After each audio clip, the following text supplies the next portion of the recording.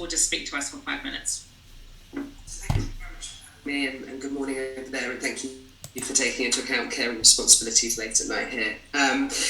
My name is Rosa Freedman. I'm a Professor of International Human Rights Law, and I do work with the United Nations. I advise the UN Secretary General on his Civil Society Advisory Board on preventing sexual exploitation and abuse. I'm a Specialist Advisor to the UK Government's International Development Select Committee, and I spend a lot of time giving sort of specialist advice to the European Parliament and to the governments over here, and so on.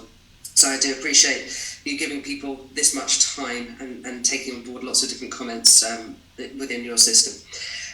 I really wanted to talk to you about international human rights law, and particularly around the treaty bodies that all states parties to treaties come before. So treaty bodies like CEDAW, the body that looks at the Convention on Eliminating Discrimination Against Women, also the Committee Against Torture, as well as the Human Rights Committee. Now, one of the reasons I wanted to talk to you about this is that there's been big discussions within the international human rights law world about how do we resolve this conflict of rights, because there is a conflict of rights, and there are often conflicts of rights between different minority groups. Now, New Zealand did submit to CEDAW in one of its periodic reporting around trans women as well as around women.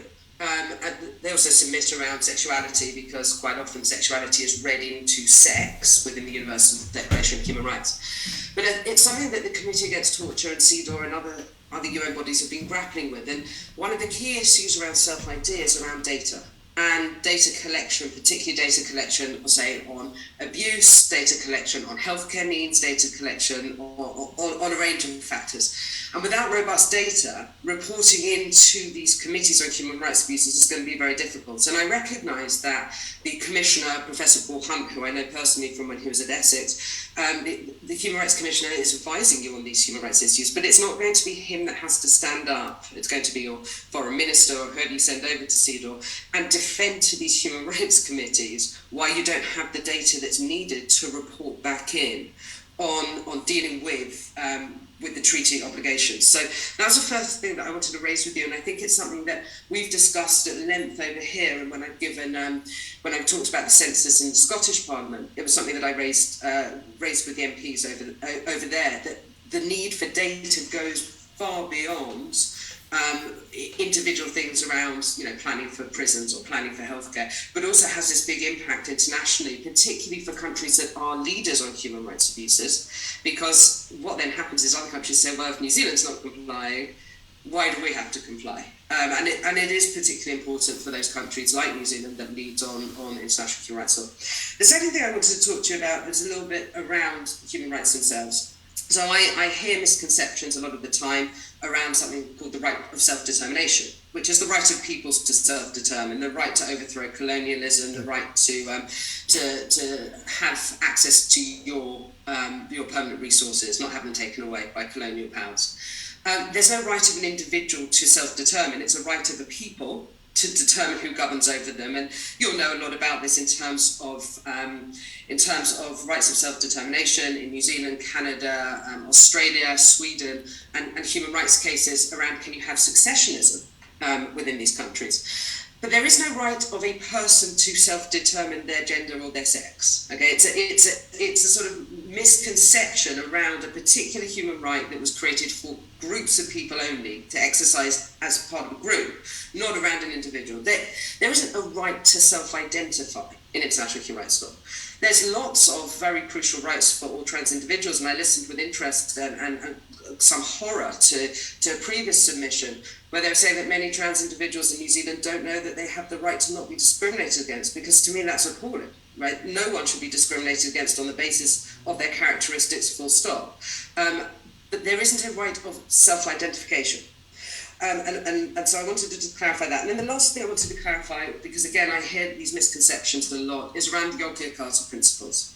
Now, the Yogyakarta Principles were a report drafted at the end of an academic workshop. And they were a really important report at the end of an academic workshop, given that when they were drafted, the United Nations was refusing in its human rights bodies to discuss LGBT issues.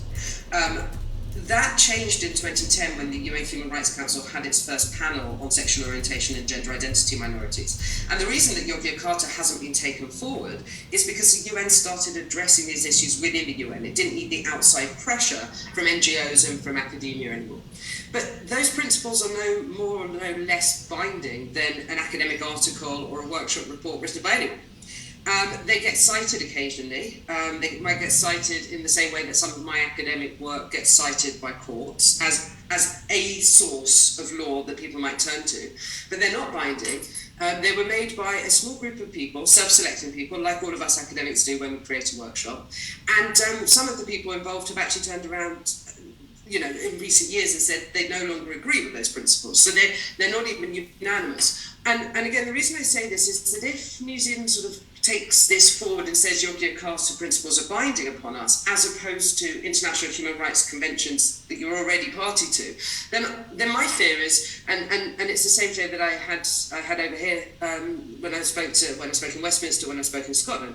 My fear is you'll be in breach of your international human rights law obligations. I think that there needs to be a very careful consideration of how to resolve a conflict of rights, but without actually violating existing obligations, partly because I don't want to see human rights abuses in your country, but partly because I don't want that to then become a precedent for other countries to say they can get out of their human rights obligations. I've probably taken up my 5 minutes, but if you've got any questions or if you want to follow up by email, I can make myself available to you.